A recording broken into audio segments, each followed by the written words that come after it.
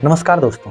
16 अक्टूबर 2022 का वो दिन था। बीजिंग का great hall of the people एक जैसे कपड़े और एक ही तरह के बैठे चीनी कम्युनिस्ट पार्टी के लगभग 2300 डेलीगेट से भरा हुआ था। मौका था कम्युनिस्ट पार्टी ऑफ चाइना यानी कि सीपीसी के सम्मेलन का। सीपीसी चीन की अकेली पॉलिटिकल पार्टी है। कम्युनिस्ट क्रांति के नाम पर यही पार्टी सन 1948 के बाद से चीन की सत्ता पर काबिज है। 5 साल में एक बार होने वाले इस सीपीसी सम्मेलन में चीन के सभी बड़े फैसले पर मुहर लगाई जाती है। उद्घाटन भाषण देने से ठीक पहले राष्ट्रपति जिनपिंग मंच पर पहुंचने ही वाले थे कि तभी हॉल के एक बड़े से स्क्रीन पर एक वीडियो चलाया जाता है। वीडियो था 15 जून 2020 का और वो इंसिडेंट था गलवान घाटी का। चीन और भारत के सैनिक के बीच हुई इस खूनी झड़प का था। इसमें चीनी सेना का कमांडर कुई फवाओ आगे बढ़ते भारतीय सैनिकों की तरफ हथियार ताने नजर आ रहा था। कुई को इस सम्मेलन में बतौर डेलीगेट्स बुलाया गया था। इस एक सीन ने भारत को लेकर चीन के मंसूबे को पूरी तरीके से साफ कर दिया कि आखिर चीन भारत के साथ कैसा संबंध रखना चाह रहा है। इसका सबसे बड़ा एग्जाम्पल आप 9 दिसंबर की रात को अरुणाचल प्रदेश के तवांग सेक्टर में हुई उस घटना से समझ सकते हैं, जो भी हाल ही में बहुत ज्यादा चर्चा में बना हुआ है। यहाँ चीनी सैनिकों ने एलएसी पार करके भारत में घुसपैठ करने की कोशिश की। साल 1949 में चीन के नेता माओ ने कहा था कि हथेली को जो 5 उंगलियां हैं उन्हें हथेली के साथ वापस लेना चाहिए। हथेली का मतलब है तिब्बत, जबकि 5 उंगलियों का मतलब है पहली लद्दाख, दूसरा सिक्किम, अरुणाचल प्रदेश, भूटान और नेपाल। 2 साल बाद सन 1951 में चीन ने तिब्बत पर हमला किया और उसने तिब्बत को अपने कब्जे में ले लिया।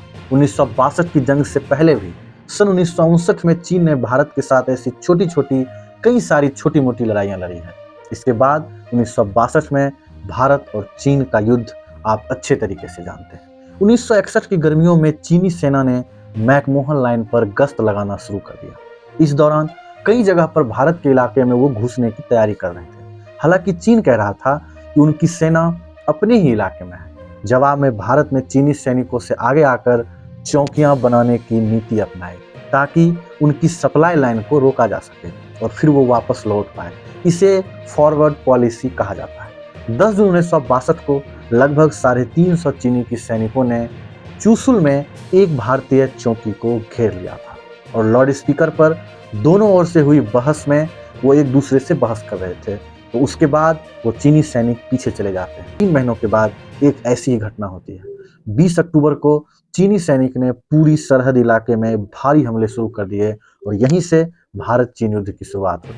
साल 2013 में राष्ट्रपति जिनपिंग जो है वो चीन के राष्ट्रपति बनते हैं। इसके बाद वो माओ की हथेली और 5 उंगली की पॉलिसी को बहुत तेजी से आगे लेकर चल रहे हैं। 2013 के बाद से लगातार 2 से 3 सालों में चीन ने ऐसी बहुत सारी आक्रामक कार्रवाइयां अभी तक भारत के खिलाफ कर चुका है, चाहे 2017 का डोकलाम विवाद हो या 2020 का गलवान या 2022 का अभी वाला अरुणाचल प्रदेश विवाद। ये जो झड़प हो रही है इसमें छोटे तौर पर ही नहीं, ये 300-400 सैनिकों की टुकड़ियां आकर कर रही हैं और ये आपको एक आगे हो रहे हैं और जो ज़्यादा झड़प होने वाले हैं उसका एक आपको ये ट्रेलर पेश करेगा। कहीं ना कहीं ये झड़प किसी युद्ध का रूप ना ले ले, ये खतरा हमेशा बना हुआ है। दोस्तों, चीन की इकोनॉमी अभी बहुत ज़्यादा अच्छी नहीं है। वहाँ के राष्ट्रपति का भी अंदरूनी बहुत विरोध हो रहा है और इस चीज़ से नज़र हटाने के लिए चीन जरूर कुछ ना कुछ करना चाह रहा होगा।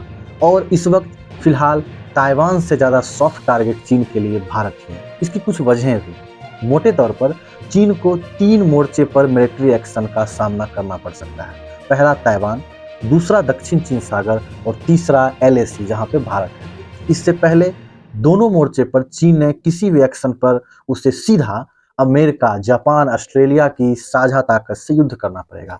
यानी एलएसी के अलावा अगर चीन बाकी किसी मोर्चे पे कुछ करता है तो उनका सामना इन बड़ी बड़ी ताकतों से सीधा हो जाएगा। वहीं चीनी सेना भारत को लोनली गन मानती है, यानी भारत पर हमले की स्थिति में उसे अमेरिका समेत पश्चिमी देश के साथ और सभी देशों को एक साथ जुटने में उसको ये लगता है कि थोड़ा सा समय लगेगा।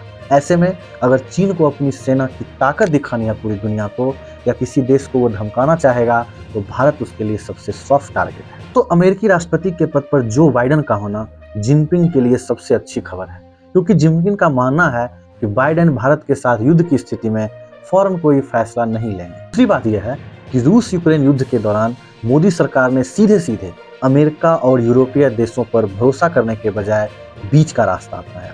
इससे चीन को लगता है कि भारत पश्चिमी देश को अब तेजी से लामबंद नहीं कर पाएगा। तीसरी जो बड़ी बात है वो है न्यूट्रल रूस। चीन का मानना है कि भारत से युद्ध की स्थिति में रूस अगर उसका साथ नहीं देगा तो वो भारत की भी सीधी मदद नहीं करेगा। और वैसे भी रूस अभी यूक्रेन के साथ युद्ध में फंसा हुआ है।